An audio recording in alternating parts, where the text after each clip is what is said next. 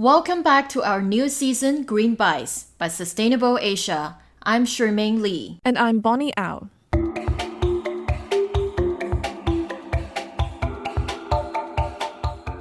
Greenbites is a weekly show that delivers our handpicked news roundup on green stories in Asia that you should know about.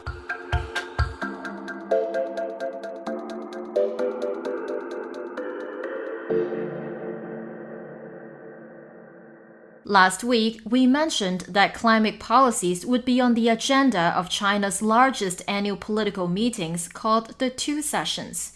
Now that the meetings are currently in full swing, we will be covering some of the key takeaways from the meetings so far. So, for those who might be wondering, the Two Sessions, or 两会 in Chinese, consists of two separate meetings that usually happen simultaneously.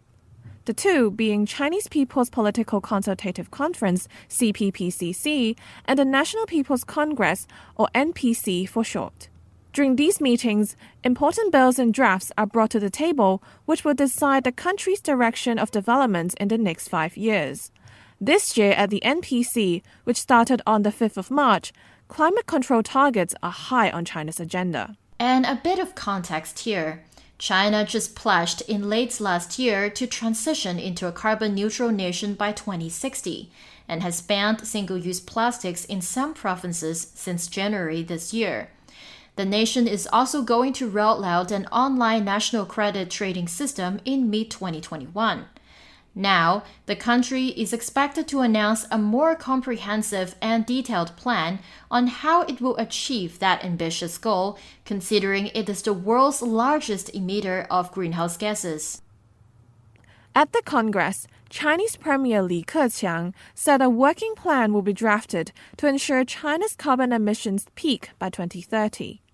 In the new 5-year plan, the country aims to remove heavy air and water pollution. It will also pull back its funding on new coal-fired power plants at home and abroad and channel them into renewable energy, electric vehicles, and battery storage. It aims to boost the amount of renewable energy made from wind and solar power by 120 million kilowatts in 2021. The government is also set to promote the construction of nuclear power plants, with an aim to increase generating capacity from 50 gigawatts to 70 gigawatts by 2025. A target of having 70% heating to come from clean energy in northern China was also mentioned.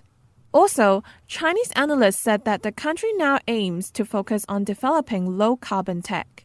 The country's special top-down system usually achieves or overachieves the target it sets for itself, so experts are expecting the national emissions to start falling within 5 years. Beijing said last week that its carbon emissions per unit of GDP dropped by 18.8% from 2016 to 2020. As part of their long-term goal, the country aims to further cut that number to 18%. A few major corporations are responding to China's climate goals. The country's state-owned electric utility corporation State Grid, also the largest utility firm in the world, unveiled an action plan that seeks to build more wind and solar energy infrastructure across the country. As part of their plan, they are expecting to transmit 50% of their electricity to its vast network from clean energy sources by 2025. It estimated that by then, about 1/5 of the whole country can consume energy generated from sources other than fossil fuels, and that figure can jump to 1/4 by 2030. China, notorious for its illegal wildlife trade, has a huge appetite for exotic animals. These animals often end up being made into fur products or used in traditional Chinese medicine. Now, the country is stepping up in protecting endangered species. Last month, it added over 500 species to its list of major protected wild animals, seeking to put an end to such trades and destruction of their habitats. After the addition, a total of 980 wild animals are now under state protection. The responsible ministry said reshaping the list was, quote, extremely urgent, especially after the first COVID cases were found in a seafood market in Wuhan that sold exotic wild animals. The coronavirus is believed to have crossed into humans from bats through an intermediary species, and pangolins have been identified as a potential candidate. The country has since intensified its crackdown on wildlife trade. It prosecuted over 15,000 people for related crimes from January to September last year, a 66% jump from the same period the year before. To protect forests and wetlands, China planned to close off nature reserves to slash human exposure to virus hotspots. Sustainable Asia has also previously published an award-winning report which looked into the illicit wildlife trade of pangolins in Asia and Africa. The English podcast The Pangolin Report is available on Apple Podcasts and Spotify, so feel free to check them out. Now, China's strong motivation for protecting the environment might be related to its exacerbating water crisis. The South China Morning Post has reported some alarming news for the country. The Yangtze River, the longest in China, is drying up at a worrying rate of about 2 centimeters or 0.8 inches every 5 years since the 1980s. Researchers pointed fingers at human activities including changing landscape and building dams. But they said climate change plays an even bigger role in the decline, contributing to nearly 80%. And to understand the scale of the issue, the Yangtze region accounts for over 1/3 of China's GDP and supplies half of the water consumption in Beijing.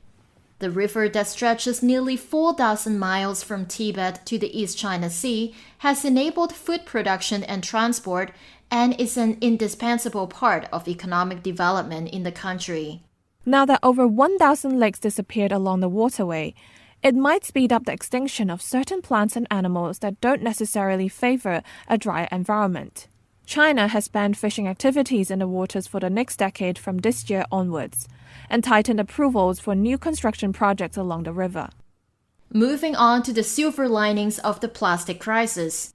A study recently published in science journal Nature showed that deep ocean plastic dumps in the South China Sea can be new hotspots for biodiversity. The dumps are said to hold as many as 52,000 pieces of plastic for each square kilometer, ranging from bags, bottles to food wrappers. After studying 33 pieces of such plastic at depths of down to 3,200 meters, the scientists found that they carry nearly 1,200 individual organisms from nearly 50 species that live at the bottom of the ocean. They include jellyfish polyps, which is a stage of jellyfish's life cycle that requires them to be fixed on the surface, as well as juveniles of shelled organisms. The team also found deep-sea snails, soft corals, and parasitic flatworms on these pieces of plastic. Humans are also doing more to cope with the climate crisis.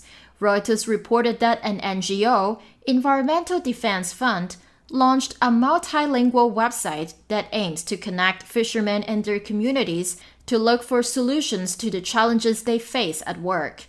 90% of the fishermen in the world operate in a small scale, and their work has become increasingly difficult. Fish are moving to areas with cooler waters, rising sea levels, as well as areas that are threatened from overfishing and more frequent storms. So this website is set up to help fishermen to bargain for better prices. It contains a resource library for them to search different topics and can be shared on related social media platforms. EDF also started a pilot project in Indonesia's Sumatra Island to record and monitor the catch in blue swimming crab fisheries through an app to help make it more sustainable. They also developed a separate app which uses cameras with artificial intelligence and algorithms to monitor the number of fishing vessels out at sea and estimate the catch. And Taiwan has already been doing something similar since 2007. The self-ruled island requires all small-scale fishermen to use global positioning system devices that report a vessel's location every 3 minutes. The data is then analyzed along with fish catches and other information. It is said to provide insights into fisheries' livelihoods and food security, which in turn can help shape related government policy. And that's all for this week's Greenbites. Don't hesitate to share your thoughts with us on our social media platforms with the hashtag #ShareYourBite.